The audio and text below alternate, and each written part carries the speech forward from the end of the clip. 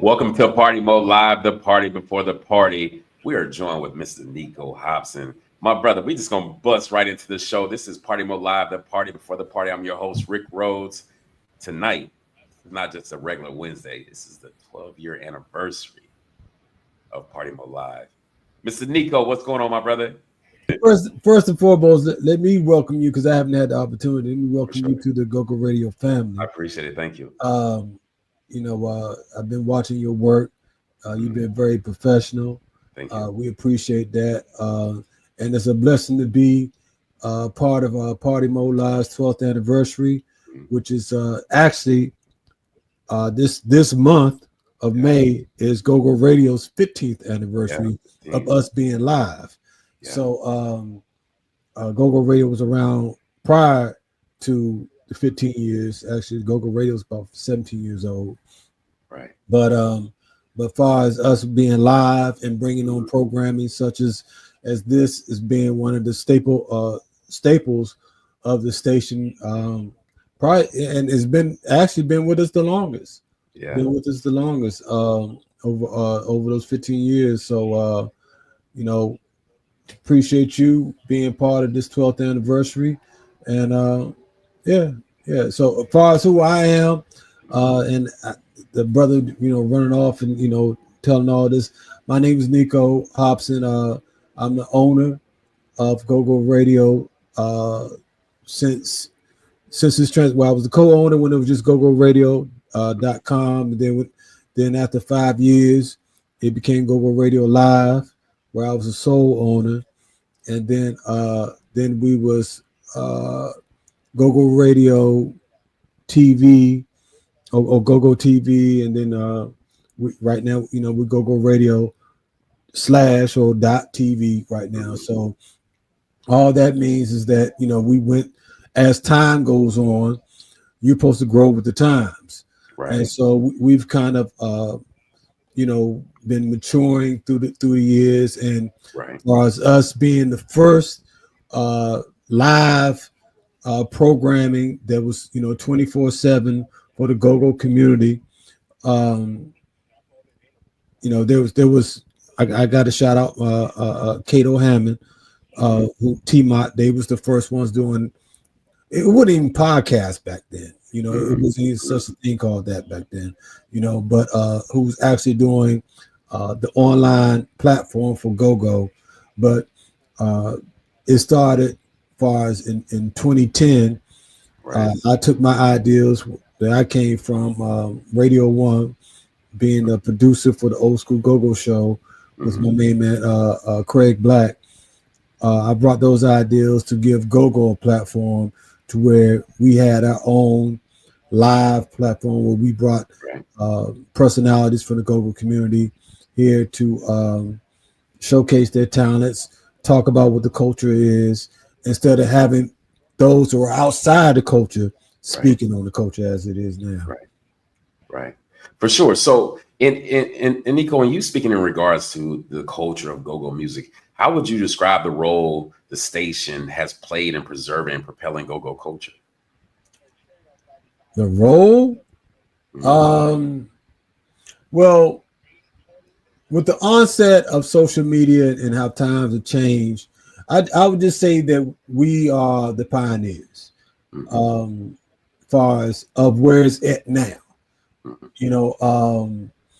It's and we've been actually the platform for pretty much everybody you out here see talking and doing their own thing now. They all came through Go-Go Radio, in some shape, form, or fashion. They all came through this platform, whether it be through Party Mode on the Party Mode Live show or the many different shows that came through here.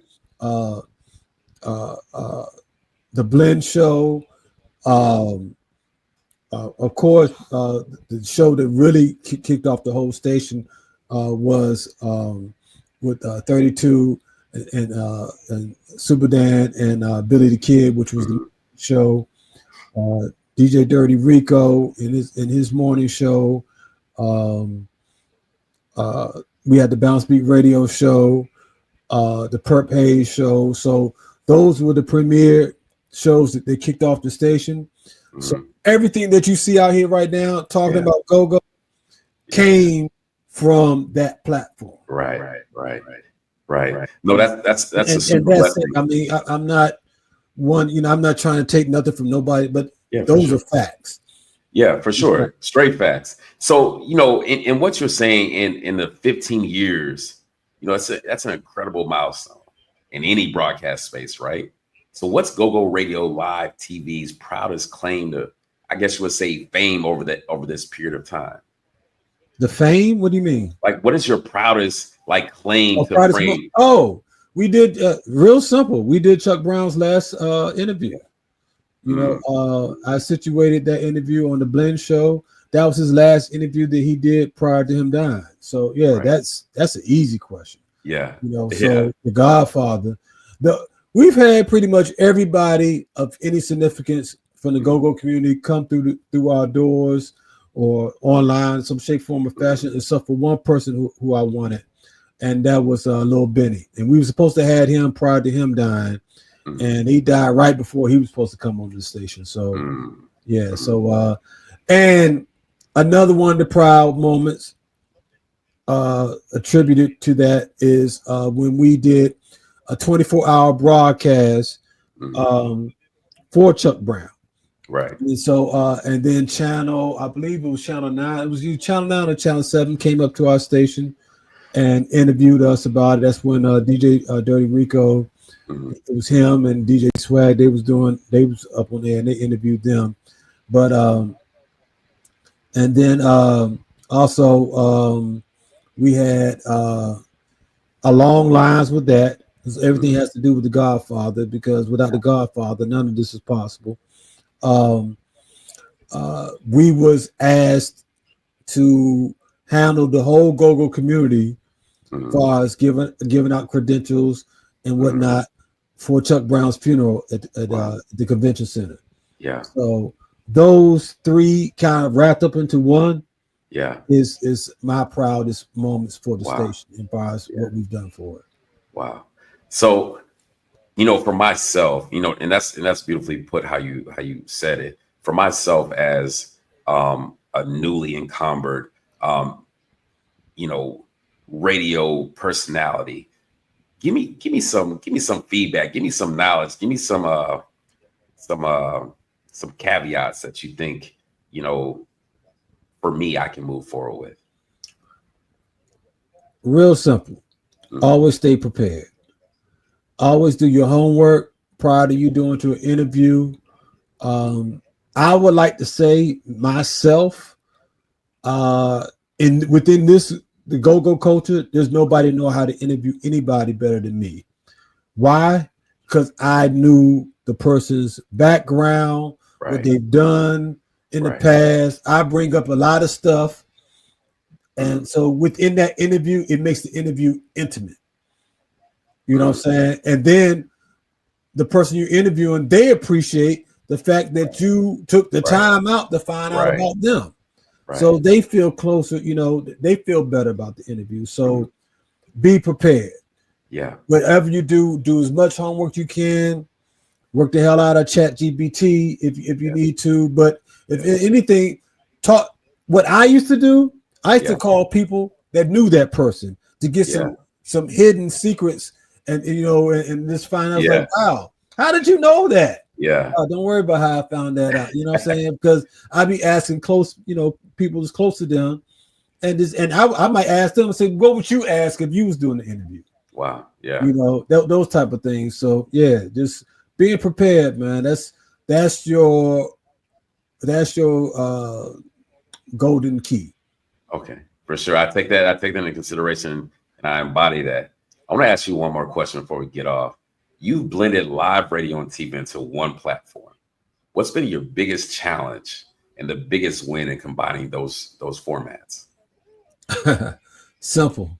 Trying to make it profitable. Yeah.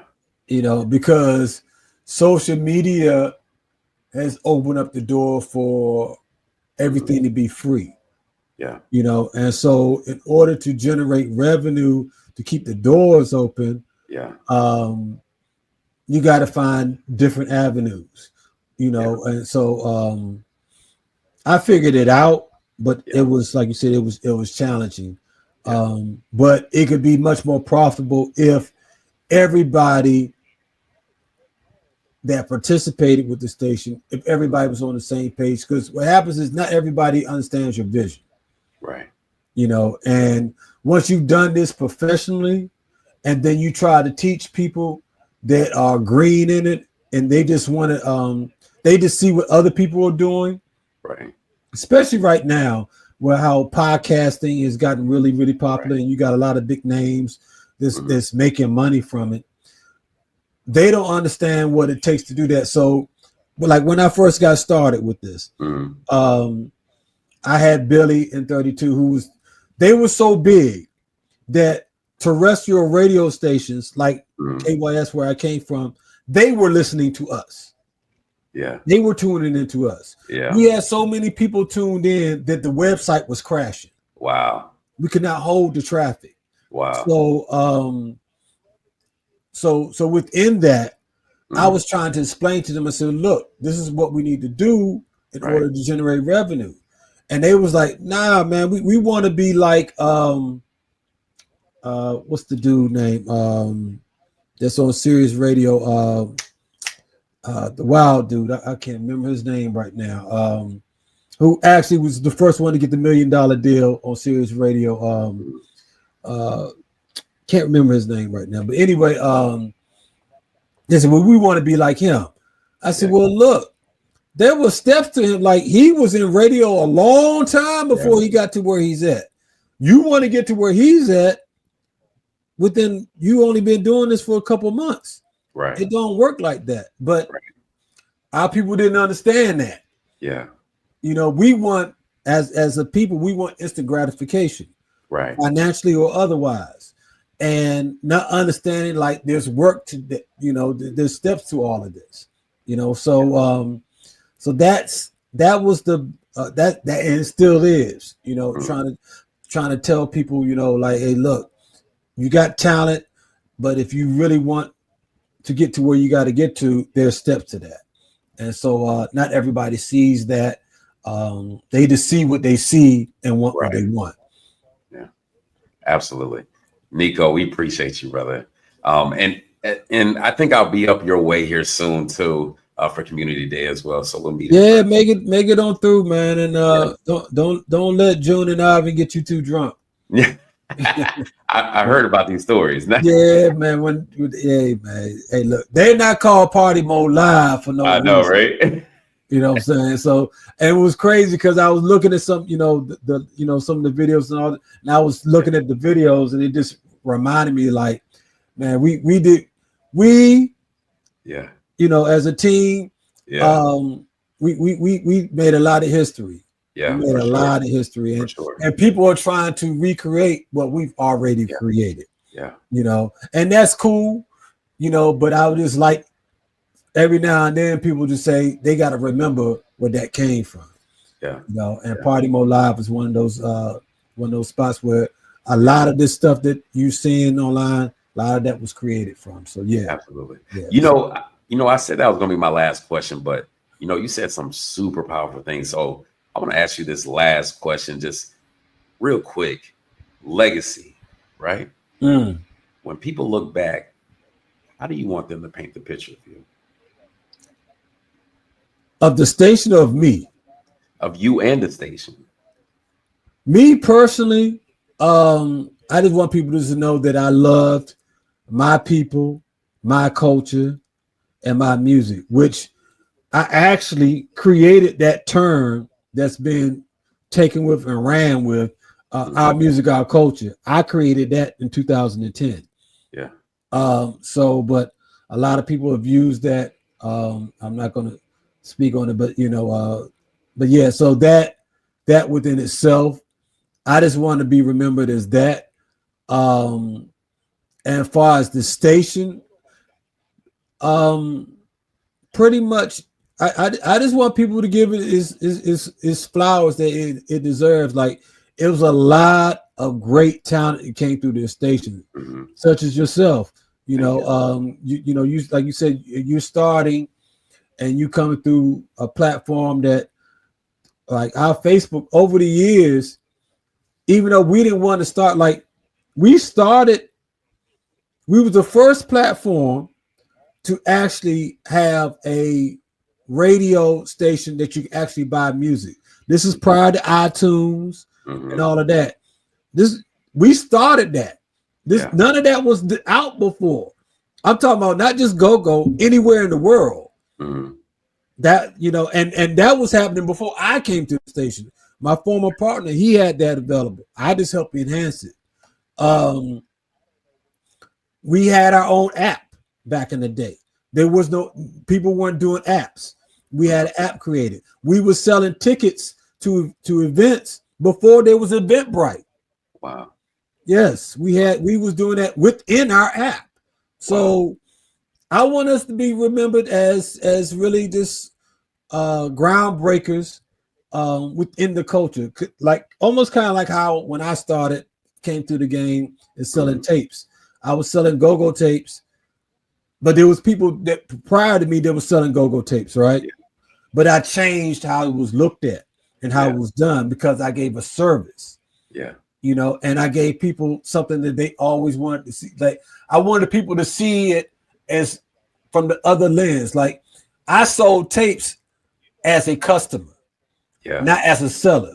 Yeah. And you had all the hottest go-go bands on these tapes that you were selling, right? Everything. And that's what I prided myself on. Wherever you saw me at, I always had my tapes with me. Yeah. So I kept the truck with me with thousands of tapes from every single band, from every date. I always kept that with me, no matter where I rolled up at. I used to pull up the Crystal Skate and be up in there, and they was have like about 300-400 people up in that joint in the skating rink, and I'll pull my stand up in there and through the back and set up in there. So no matter wherever I went, I wanted to be ready. And that's what I'm saying, you know, with the stations, like, you know, we started the culture of what people see, but at the same time, you know, we're just part of it. You know what I'm saying? Because just like Chuck Brown, he started go-go, but at the end of the day, he was just a part of, you know, it's not go-go without all the other bands. Right. For sure. You know what I mean? Otherwise, it's just Chuck Brown. Yeah. You know, so go-go radio is the same thing. You know, go-go radio TV is the same thing. You know, it's now everybody wants to do it, you know, and it's great because it shows the expansion of it, you know. Sure. Yeah. So it's a blessing. It's a blessing. Nico, I appreciate you coming on, my brother. We're going to jump into this next video break. But listen, I appreciate you having me a part of the Go-Go Radio TV team. You know, I appreciate you and June. You know, y'all put y'all thing together, brother. And then, like I said, we'll meet here shortly. Nico Hobson, the Go-Go Radio live TV legend, man that shapes the culture. My blessings. Blessings.